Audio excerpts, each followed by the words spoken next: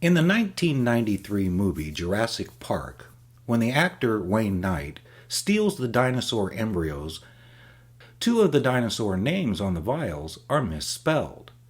The first being Tyrannosaurus, missing an N. The second spelling error is Stegosaurus for Stegosaurus. Now, I have to admit that sitting in the audience, I would have never caught those errors, but I'll bet that any one of these champion spellers from the Scripps National Spelling Bee would have caught both. The history of spelling bees in the United States is a deep dive not only into our cultural heritage, but our national character as well. My name is Donald Kinney, and this is Speaking of Language.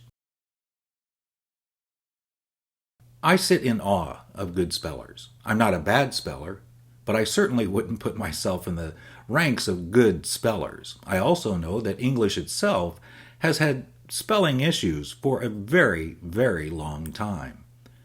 In centuries past, there have been compilers and reformers who have tried to standardize the English language. From Richard Mulcaster's The First Part of the Elementary, published in 1582, Samuel Johnson's comprehensive and highly influential Dictionary of 1755, and Noah Webster's 19th century American Dictionary, we are making strides toward standardization, but the myriad exceptions force us to rely on rote learning and memory to be good spellers. Published in 1786, Noah Webster's spelling books, known colloquially as the Blue-Backed Speller, were an essential part of the elementary school curriculum for 5 generations. These spelling primers were the impetus for the first spelling matches, an activity to motivate students to learn standardized spelling. The first such contests were recorded in 1808, and by 1850 became known as spelling bees. The word bee refers to communal work or a get-together in activities like a quilting bee, a husking bee, or an apple bee. The word bee itself likely comes from the Middle English word beam and means help offered by neighbors. Spelling bees were usually held in individual schools and towns and weren't yet nationally organized.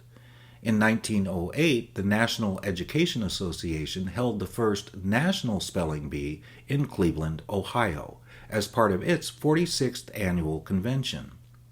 The NEA Spelling Bee was a team-based competition held at the Hippodrome Theater where thousands attended, including convention speaker Booker T. Washington. Even before the competition, some members of the all-white Louisiana team took offense at having to compete on the same stage as Ohio's racially integrated teams. Nonetheless, Marie Bolden, a 13-year-old black girl from Cleveland, won the competition and was awarded the gold medal. The next day, Booker T. Washington lauded Miss Bolden in his speech. "I think that you will admit we spell out of the same spelling book that you do. And I think you will also admit that we spell a little better."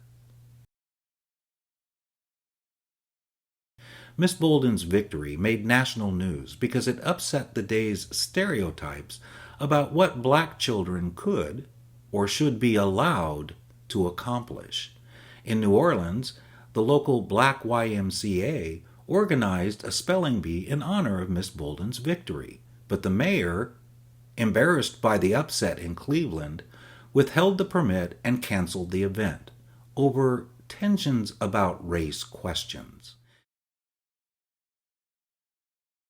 In Ohio, Miss Bolden returned home, and with a sentiment common within the black community of not bringing attention to yourself, never spoke about her award. She eventually married and moved to Canada, where even her grandchildren had no idea about her victory that day in Cleveland.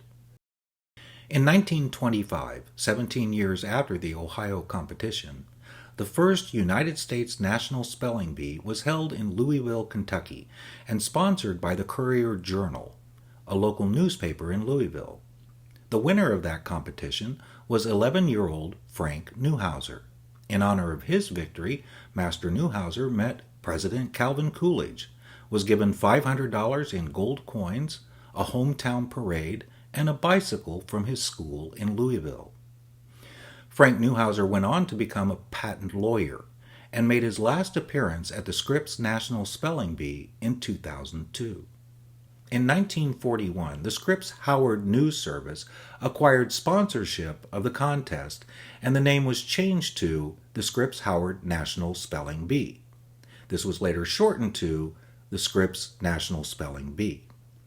Today, the organization is administered on a not-for-profit basis by the E.W. Scripps Company located in Cincinnati, Ohio.